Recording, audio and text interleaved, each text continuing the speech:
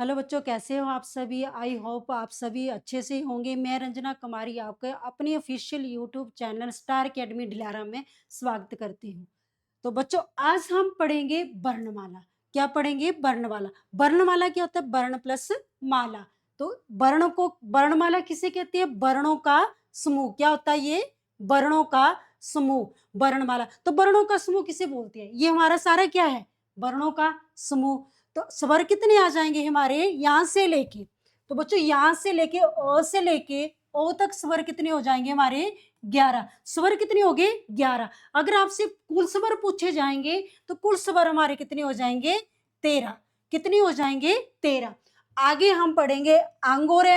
आंगोरे को क्या बोलते हैं? अयोगवा। आंगोरे को क्या बोलते हैं? योगवा। तो बच्चों ये हमारे हो गए स्वर और कुल स्वर। आगे पढ़ेंगे हम व्यंजन वर्ग।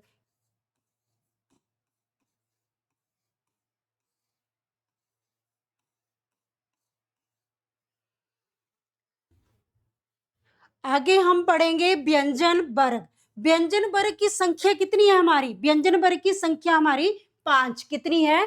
5। तो 5 कौन कौन सी है? वो 5 है हमारी क, च, ट, त और प। हमारी होगी व्यंजन वर्ग की संख्या। व्यंजन वर्ग की संख्या हमारी होगी 5। तो क से जब शुरू होगी तो उसे क्या बोलेंगे हम? क्या बोलेंगे? कवर्ग। क्या बोलेंगे? कवर्ग। तो ये हो गया। आगे चवर्ग वाली, तो ये हो जाएगी चवर्ग। क्या हो जाएगी? चवर्ग। आगे टो वाली लाइन आ जाएगी। टो वाली को क्या बोलेंगे हम? टवर्ग। क्या बोलेंगे? टवर्ग। और तो वाली को क्या बोलेंगे हम? तवर्ग। क्या बोलेंगे? तवर्ग। आगे पो वाली लाइन शुरू हो जाएगी तो पो वाली को क्या बोलेंगे? पवर्ग। क्या बोलेंगे?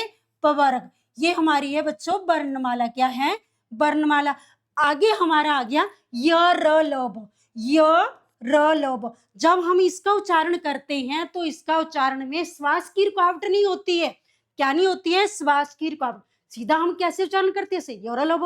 क्या करते हैं? योरलोभ। तो योरलोभ को क्या बोलते हैं? अंतस्थ व्यंजन। क्या बोलते हैं? अंतस्थ व्यंजन। तो क्या बोलते हैं बच्चों? अंतस्थ व्यंजन। आगे हमारा आगे श स स ह, तो इसको बोलते हैं उषम व्यंजन। क्या बोलते हैं? उषम व्यंजन। तो बच्चों व्यंजन लिखने की जरूरत नहीं है क्योंकि हम व्यंजन तो पढ़ रहे हैं। तो ये हमारे आगे उषम व्यंजन। और क्षोत्रोग्य श्रो को क्या बोलते हैं? क्षोत्रोग्य श्रो को बोलते हैं संयुक्त या संस्कृत। क्या बोलते हैं? संयुक्त या संस्कृत। तो बच्चों ये हमारे हो गए शब्द। वर्ण संस्कृत। क्या लिखते हैं इसको? संयुक्त या संस्कृत। तो आगे नेक्स्ट है, ये भी वर्णमाला के बीच के शब्द हैं। तो रो को क्या बोलते हैं बच्चों? रो को बोलते हैं हम लुंठित। क्या बोलते हैं? लुंठित।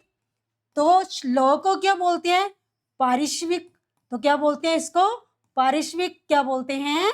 तो ये हो गया हमारा र। और योबो को क्या बोलते हैं? योबो को बोलते हैं हम अर्ध स्वर। क्या बोलते हैं बच्चों? अर्ध स्वर। अर्ध स्वर। योबो को बोलते हैं हम अर्ध स्वर। तो आगे आगे हमारा ढ और ढो। ढ और ढो को क्या बोलते हैं? उतिक्षिप्त या द्विगुण। तो इसको बोलते हैं उतिक्षिप्त। तो बच्चों ऐसे लिखना है उतिक्षिप्त। उतिक्षिप्त या द्विगुण। क्या बोलते हैं इसे? उतिक्षिप्त या द्विगुण। तो ये हमारे व्यंजन उतिक्षिप्त या द्विगुण, ये व्यंजन वर्ग हैं हमारे। तो ये वर्णमाला से कुछ शब्द हैं र, ल, य, ब और ढ और ढ। आगे है हमारा कुल व्यंजन। तो पहले तो पूछा कि व्यंजनों की संख्या कितनी होती है? तो व्यंजनों की संख्या तो आप सभी ने पढ़ी है। कौन सी होती है? 33। कितनी होती है? 33। तो आगे पूछा कि कुल व्यंजन। कुल व्यंजन कितने हैं हमारे? 35 या 35। कितने हैं? 35। तो वो 35 कौन कौन से हैं?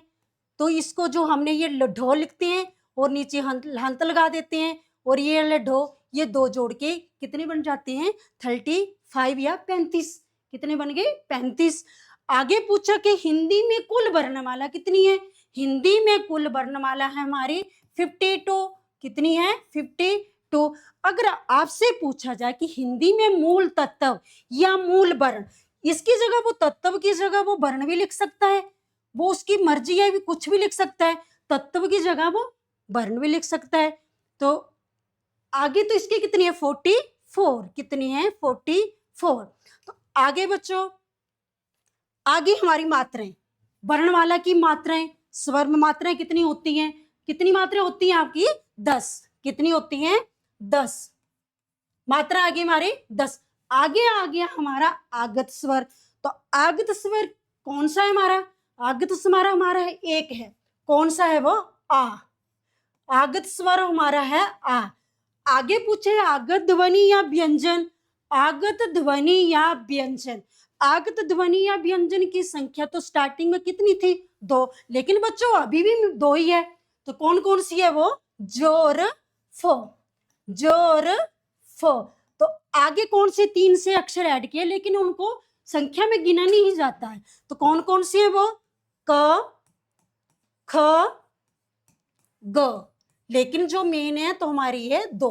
तो हमने संख्या पूछी जाए तो हमारी कितनी आएगी 2, कितनी आएगी 2। आगे हम पढ़ेंगे अर्धचंद्र। तो बच्चों ये भी पता होना चाहिए कि आगत ध्वनि को नाम किसने दिया था, राम प्रसाद सितारे हिंद ने। किसने दिया था, राम प्रसाद सितारे हिंद ने, वो एक कवि थे। राम प्रसाद, क्या जाएगा, राम प्रसाद सितारे हिंद, क्या जाएगा, राम प्रसाद सितारे हिंद, सितारे हिंद। तो सितारे हिंद ये कौन से कवि थे, उर्दू के कवि थे ये सितारे हिंद। किसके कवि थे वो, उर्दू के, किसके कवि थे बच्चों, उर्दू के। तो ये जो हमारी आगत ध्वनियां ये किस में आती हैं, उर्दू भाषा में आती है, संस्कृत में आती हैं।